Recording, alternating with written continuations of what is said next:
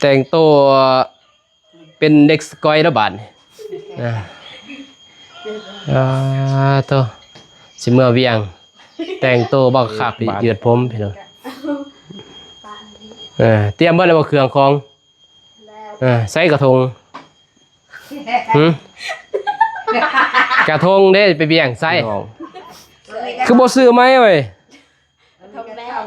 ปะแต่งตัวบักงามหนึ่งเนาะสิพายกระทงตัวนี้ขึ้นรถนะ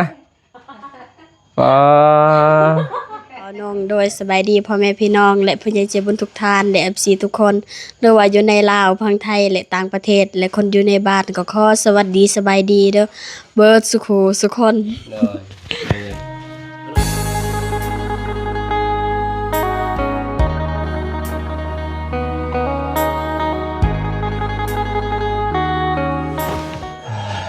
พี่น้องเนาะ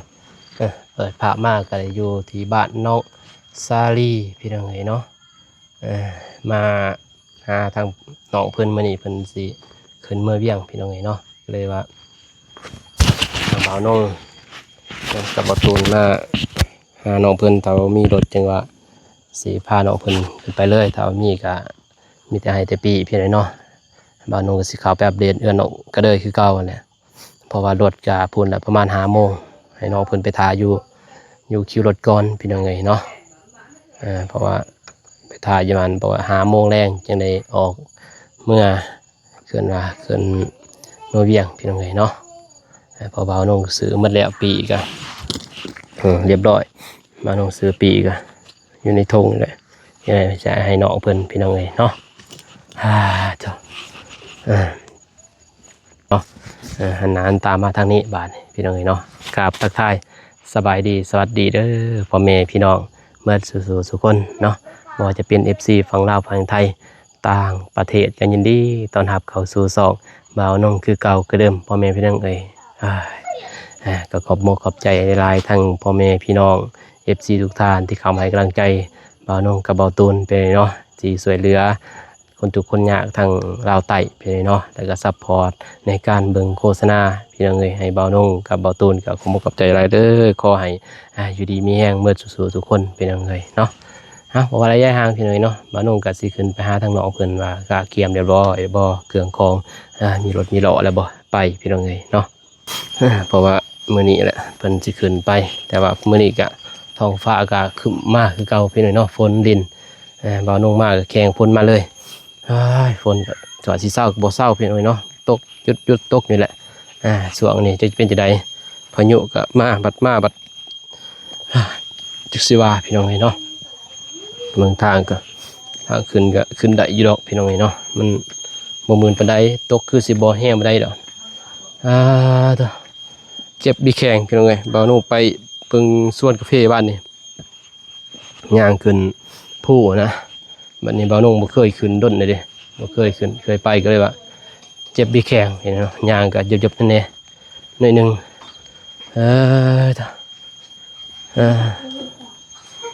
สบายดีไหมเท้าใส่บ่เท้าเด้ไปยังฮะไปเฮ็ดสั่งไปอยู่ไปอยู่พุ่นเลยอยู่กำโอ้เพิ่นไปงานกำบ่ทันมาไปตอนเช้านี่น้องซาลี่เด้ใส่เครื่องกำลังอาบน้ำแล้วพี่น้องเมฆพี่น้องฝนตกมาอยู่นึงก็เมฆมาเลยจ้ะบรรยากาศมันก็เข้าให้เข้าหัวเข้าสวนเข้าหน้าเข้าพี่น้องเนาะเข้าหน้าเข้ากำลังสิทอกเลยดิ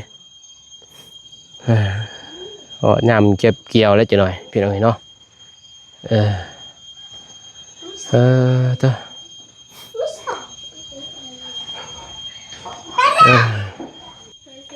ฮะ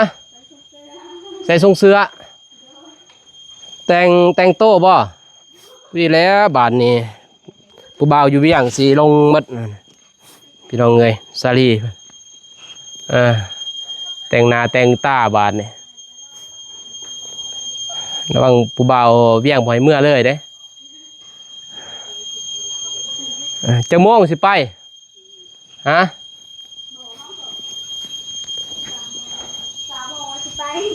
3 โมงพี่น้องเอ้ยมีรถหรือเปล่า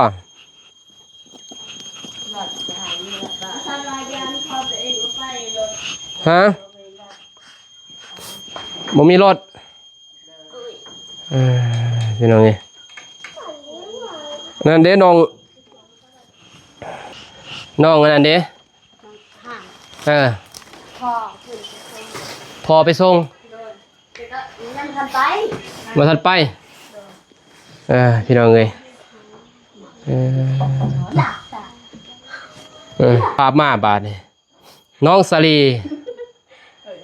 เป็นไผเอกบาดนี่แปลกเลยบาดนี่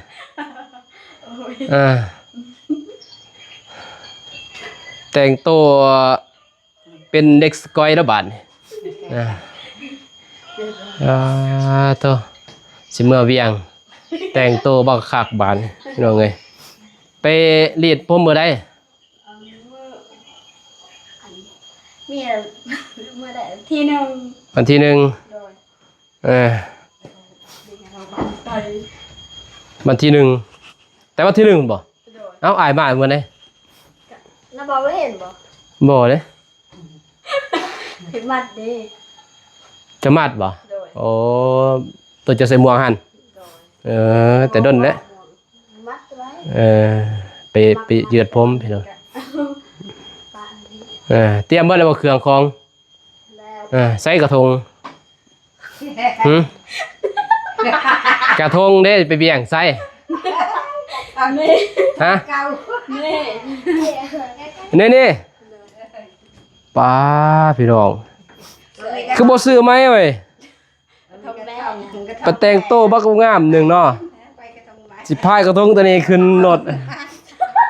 ฮะแต่ก็บ่บอกอ้ายเนาะเงินก็มีก็ซื้อมาเลยแต่พุ่นแต่งโตบักงามใส่กระทงบักดำอย่างนี้เนาะ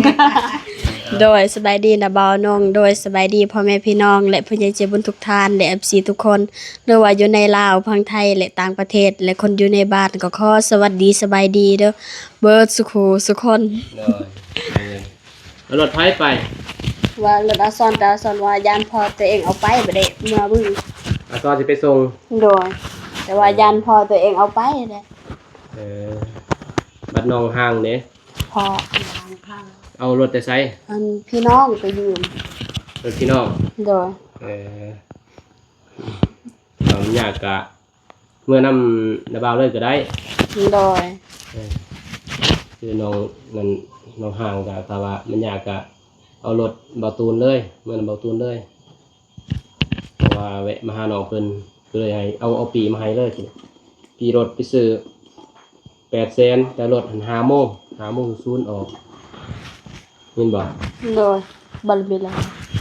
2โดยเป็นไรนะอันเก็บไว้ดีเด้อ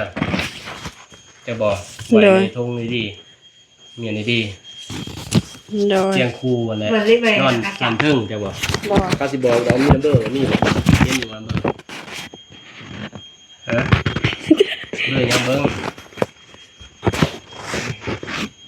เตียงคู่รถเบอร์เอาเว้นเบอร์กันเนาะโดยเบอร์จอดมีเบอร์เล็กบอลนังนี่เขาไปแบรนด์นี่เล็กบอลนังนี่บ่ยังคันเขียนเนี่ยคือยังคันเขียนมีแต่ขึ้นไปเลยก็นั่นเลยแม่นบ่ปีซื้อมีขึ้นไปเนี่ย3 เทิงนั่ง2 คนกับเตียงคู่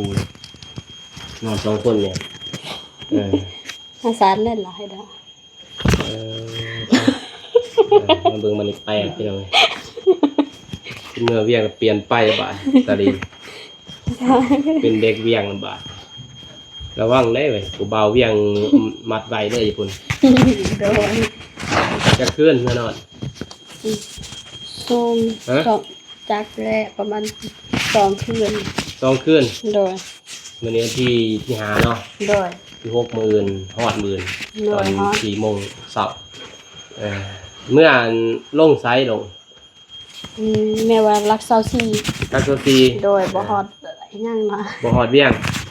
ก็ฮอดได้เวียง ฮอด แต่บ่ได้ฮอดคิวรถ โดยบ่ฮอดคิวรถ เพราะว่ามันผ่านลักตัวซีแล้ว โดย มันจะขึ้นไปจะเว้าว่า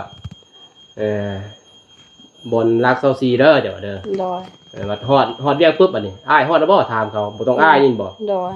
พอแม่นอยู่เฮาเว้าว่าเฮาทางอ้ายบอกแล้วเขาว่าบนลงบนลักตัวซีเด้อ โดย แต่เขาลืมก็มียินบ่ โดย ให้เจ้าทรัพย์เด้อฮอดเวียงแล้วบ่ฮอดแล้วเขาฮอดเด้อฮอดแล้วมันลักตัวซีเด้ออ้ายว่าเด้อจ้ะไปบอกเข้าโดดยินบ่ โดย ลงบนรับทันทีเลยถ้าลงบนขี่รถใช้ไตกะ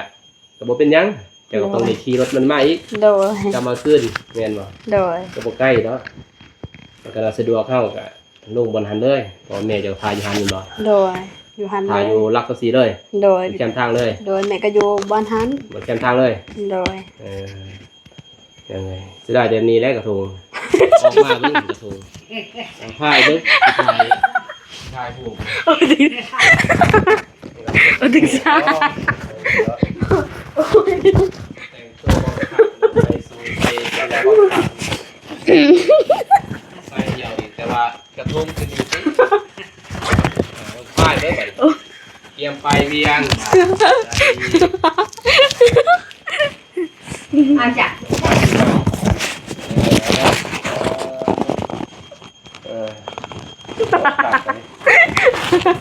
นี่ผมทงใหม่ กระทงแม่อันนี้ เอาทงเจ้าดิ เขาไม่ได้ใส่กระทงเขาใส่กระทง ผมบอกขายว่ามีบอกมันบุญนี่ว่าไปทะเลเนาะมันบุญมีทะเลก็มันยากป่านนี้เป็นยังดอกแมนบอก ถูก จะได้ยินว่าอยู่แล้วพี่น้องไม่ได้ก็ได้แต่เมื่อเอาคุณไปซื้อใหม่เด้อ โดย ซื้ออยู่เวียงเอาซื้อทาแต้งก็ได้แกงทิมเลย โดยทันแดงก็ได้ ไปเอาทาแต้งแล้วไปซื้อทำไมแล้วก็แกงทิมเลยแต่ โดย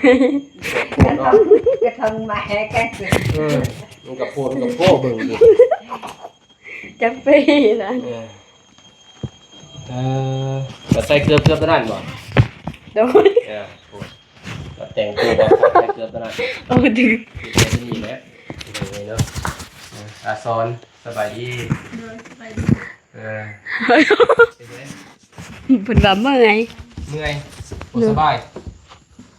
สลีเอาให้แล้วบ่เงินให้น้อง ยัง ฮะ ยัง เอาให้เลย เพิ่นก็บ่ฮู้เท่าใดคือกัน แค่นึงแค่กีบสัญญาแล้วมาเป็นให้กันเลยเพราะว่ามีผู้ใหญ่เพิ่นแต่เพิ่นบ่ทันส่งมาดอกก็สิเอาให้เพิ่นจองเลยเนาะน้องบ่สบายบ่ เนาะเข้าใจแล้วเด้อ เอาลูกเพิ่นเอาพ่อเพิ่นแหละเป็นยังไงเนาะเอาพอดุลเพิ่น หมอนะจ้ะ เอามาโทษ พอเพิ่นเป็นไข่บ่น้องทราบเป็นไข่บ่ โดย ก็เลยว่าให้ไปซื้อยุสิยาโทรหาเบาลงแต่เสาร์แล้วลงก็บ่ทันตื่นแต่มานอนครบบ่เครื่องของ ครบ มาลายแท้ถือไปถ่ายไปเวียงบ่ได้ลายเด้ บ่แม่นเสือบ่ลาย มีหยัง บ่ห่าง จะได้ได้หา ฮะ เนาะอาจจะเป็นละงาม อันนี้นี่จะไปยังจะไปกินบ่ แม่นแม่ว่าแบบมันบ่เป็น เที่ยวกิน ตอนหิวกินแต่ว่า โอ้ยหิวก็ซื้อแต่ว่าถ้าแต้ก็ซื้อนี่ ซื้อแต่ว่าแบบเขาอยู่ท่าแต่งอิหยังก็เห็นไป แห้ง แข้งแต่ว่านี่แบบตอนกินบ่แข้งเลย มันบ่แข็งดอกแข็งอีสังวะอ้ายซื้อตลอดกินบ่อ้ายอยู่ท่าแต้เนาะ บางทีก็แม่อยากให้แม่เฒ่าอยากให้ กินได้ ให้มาให้แม่กินแม่จะกิน โอ้มันก็หนักลานนี่แหละมันยากลานนี่ บ่เป็นหยังหรอก เอาไป แต่ตี้นี่อย่าโทงเลยโจ้บ่ให้ซื้อใหม่เอาไว้ใช้นั่นติอย่ามันเปื้อน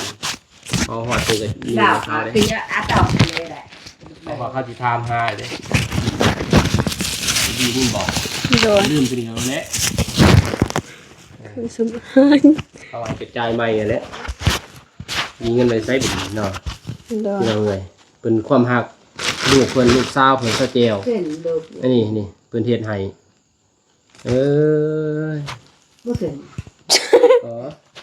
อิ่มเลยสิกินได้แล้วเนาะ โดย อันนี้เนี่ยบ่หาซื้อเขาแล้วอัน โดย แม่นบ่ โด คื ย อแต่เสียบตีนเสียบหยังส่วนปิ้งไก่ก็แล้ว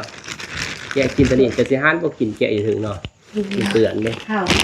แกเรายัดเสียงทางนี้เลย ว่าแล้วพี่น้องอันนี้มีงานว่าอยู่รถอยู่ล่างก็บ่อยากคนกะมาทานทานมันบ่คือแม่นน้องก็เลยทางบ่หานทานเนี่ยกะลีนี่เชื่ออยู่ไปนี่คือสิบ่อยากแล้วเนาะ โดย ไปใส่ก็ได้เมื่อเพิ่นตามเบิ่งแต่เบิ่งแต่กระทงเลยสิวนวายยังยักเครื่องได้พอเพิ่นพอหาเพิ่นก็ถามอยู่ว่าบ่น้องสดีมีบ่กระทงก็ลืมถาม นี่แต่กระทง กระทงมีกระทงแม่แม่นเคย ก็เลยลืมสิถามน้องเพิ่นว่าบ่มีเงินที่พอเพิ่นฝากมาก็ซื้อได้เลยเดี๋ยวบ่ โดย เพิ่นบอกให้ซื้อเครื่องซื้อของนำแน่เลยก็ไปหอดท่าแตงก็ซื้อเลย โดย เกี่ยมหมดแล้วบ่ แล้ว แล้วหมดแล้ว มาแล้วนะจ๊ะเด็ด ยังเด็บอีก เขา เข้า ใส่เสื้อในเด้แค่นยาวเด้ใส่ติ โดย ไปเกี่ยมจักโมงเลยนี่3 โมงพอดีแล้ว พอดี 3 โมง ห่าง ก็บ่พอดีดอกจะไปนั่งทาจนเมื่อยแล้วอยู่ ห่างกระตาอันตอกที่ก่อเย็นล่ะ จะไปพุ่นไอ้บ่ตื่นแล้วก็ส่งเลย โดย เนี่ย มีบ่ตื่นมี น้อยทายอัปเดตน้องชายเพราะว่าสิมาฮับน้องเพิ่นนั่นแหละพี่น้องเอ้ยเนาะเพราะว่าทางพ่อเพิ่นว่ายันบ่มีรถนั่นนะเลยว่ามาฮับน้องเพิ่นเลยซะอันมีอยู่แต่ว่าเขาสิกลับไปกลับมาอีหยังกันมีอาซ้อนแล้วไปส่งกันมันยากอีกผู้หญิงย่าน โดย ไปกลับมาก็เลยว่าขี่รถนำบ่าลงไปเลยไปส่งน้องเพิ่นไปหอดท่าแตงแล้วจึงทาอยู่หันยินบ่ โดย ทาแล้วก็หูสิขึ้นรถคันยังหูหมดบ่ หู หูเนาะ โดยไม่บอก เพราะว่าเจ้ากับเบิ่งแม่กับน้องจะไปจะให้เถื่อจะไปส่งแม่นบ่ โดย วิธีขึ้นวิธีลงยังหูหมดแหละมีแต่เอาน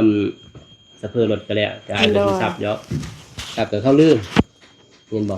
คนมันลายดิ โดย มีแต่เฮาเลยแหละเฮาฮู้โอ้ฮอดแล้วเวียงนี่จะบ่ โดย กันบอกก็เบิ่งในยังกูเกิลน่ะ โดย ปึ๊บมันเขาเวียงแหละเขาเรียกเขาก็ลงไปทำรถขี่ลงแต่เนี่ยจะอยู่สันถึงเด้ โดย จะยางลงไปทำอยู่หัวรถนั่นแหละจะเพื่อรถเรือแอปนะ โดย พอระบบรักเซาซีว่ะ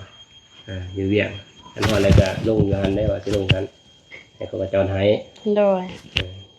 การลงคือการลงไปถ่ายไปยังเด้อระวังเด้อตอนนี้ โดย เพราะว่าเขาจอดมันบ่ถึงหานาทีเลย โดย ประมาณเกินว่าเขาบอกหานาทีแต่เขาเดียวเขาจอดอ้ายเขาไปลงเขาเดียวเดี๋ยวเราไปถ่ายเพิ่นสุดสับเหี่ยวเหี่ยวสุดเราเลยเป๊ะๆๆแหละโอ้แล้วแล่นจนบ่ทันเลยนำรถเพราะว่ามันไหวเด้กลางคืนมันมืด โดย มีแต่ร่างเนี่ยคือสั่งเกินว่าไปเที่ยวไปยังกับระวังนั่นเว้ย